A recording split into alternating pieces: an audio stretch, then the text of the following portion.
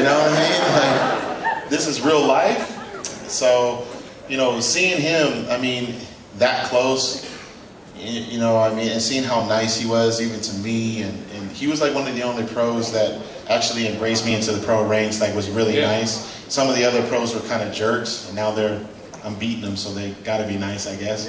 But Ronnie was always cool. Yeah, you can clap. Ronnie was always cool. We had Ronnie out here, I think 7 or 8 times. We've had him here in Sydney, in Melbourne, all over Australia. He's probably our favourite guest ever. And he spoke so highly about you and your rise to the top. We asked who's going to be the next big thing. He said Phil Heath. Check it out. You had an after party this year at the Olympia. Tell everyone who came to your after party. The big nasty himself, Ronnie Coleman. You know, so I'm out there. Yeah, so I had my after party, and you know, I'm hanging out, and next thing I know, I look over, I go, who is this big guy dancing in this silver shirt? How much fabric did they use for that? You know what I mean? So it was Ronnie Coleman. I thought he was dancing by himself, to be honest, because I didn't notice that his wife was in front of him, and I'm seeing him from the back. I'm like, oh, this big guy just dancing by himself. What the hell? So then it was Ronnie. So I went up to him and I was like, hey man, like, thanks so much, like, coming. And he's like, oh yeah, man, like, you know, you know, he's real short. You know, yeah, you know, dog, like, you know, I was gonna come to your party, man. I'm like, all right, you need something? And he's like, oh no, I'm good. You know, so it was just awesome to see Kim, you know, come to my party, and I remember my wife saying that. She was like, Phil, remember when you like snuck into his, and you're the kid that was playing his videos over and over and over again to drive her nuts, you know. And I mean, I slept with Ronnie Coleman's Cost of Redemption DVD. You're still watching it though, I know. I watched it in my hotel room the other day. Yeah, I watched it 2 nights ago. You know, and that's how big of a fan of Ronnie Coleman I am, and just to see him, you know, enter the building and appreciate what I've done and come party with me even though I lost was really special to me. Phil, it's an incredible ride. You know, it's only 8 years ago you were playing college basketball. You weren't going to be a bodybuilder. No, and in this very short time you've become a professional, second best in the world, arguably could have won the Olympia, could have won the Arnold this year, could have had the 2 biggest titles in the world. So it's really just a matter of time. We know that. You know that. I know you're a modest person, but really you know you're the next big thing in bodybuilding. If and when you do win the Mr Olympia title, what will you do with that title as Phil Heath? You're obviously not just a gifted bodybuilder, not just a gift because of your arms, we'll talk about that, but you've got the gift of communication. Everywhere we've gone, you've engaged people, you love meeting and talking with people, and I think you'll make a great Mr Olympia champion and take the sport to a whole new level. What do you plan to do with that title when you win it? Well, first I would just have to say thanks, Tony, for believing in me that much. As you know, that, you know, I'm just on this ride, just enjoying it, and sometimes it takes times like today to actually think and say, wow, I'm second in the world and I have a lot of opportunity ahead of me. And so, you know, I put some thought to it. You know, first and foremost, I mean, you know, in America, I mean, there's a huge problem with, you know, kids not having anything to do after school, and as far as sports related. And I don't know how that works in Europe or out here, but it's really bad because when kids don't have like extracurricular activities, you know, to play in, they get into really bad trouble and stuff like that, and they don't value, you know, health and fitness. I mean, when I was a kid, you know, Arnold Schwarzenegger was a part of the Presidential Board of Health and Fitness. You know, we had to do a test where you had to run a mile, you had to do sit-ups, you had to do chin-ups and all this other stuff. Well, now they don't have that anymore. So what I'd like to do is start to get back in my own community and start doing that again, and really start pushing that, because, you know, a lot of schools, they have standardized testing to, you know, make sure that the kids are getting smarter, and then they actually show, like, if the kids aren't doing well, the teachers get fired or the school actually gets shut down. Well, it's been proven that, you know, kids that just go to school, I mean, that's not good enough. They need to have sports. They need to have, you know, goals. I mean, sports teach a lot of different things, you know, with time management, organization, hard work, discipline, more importantly, resilience. You know, a lot of kids, you know, they could be doing a math problem or something and they don't get it. Well, you have to try again, and you have to repeatedly do that, just like in the gym. You know, these guys back here, they may place 10th out of 10 people, but that person that plays 10th has to try and try and try again. So my point is that being a bodybuilder, if I was Mr. Olympia, I can say, hey, look, you know, I tried and I lost.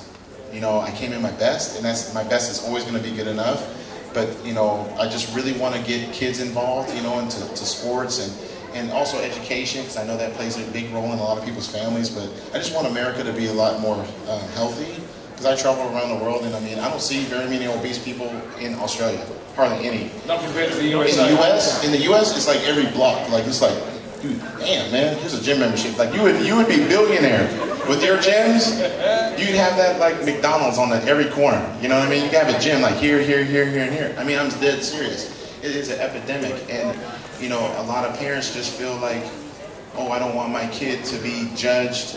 You know, I don't want them to feel bad. So like, they'll have 10 kids running a race, and then they all get a trophy and stuff. It's like, nah, they need to learn healthy competition, and I'm here to prove it that, you know, you cannot survive in this world without healthy competition. You got to know that if you're trying to coddle your child and say that, oh, well, they all get a ribbon and stuff, that's cool, but they all should, you know, participation ribbon, yeah, that's fine. First, second, and third, they should get something special, because when they get outside and they're 20, 30 years old, that's how life is. Everybody doesn't get a participation medal when they apply for a job and stuff like that. So I'm just trying to start at the ground level, get kids excited, and then work with high school kids, get them motivated to go to college, and really just bring forth the fact that, you know, not all bodybuilders are so selfish. You know, a lot of us have different stories.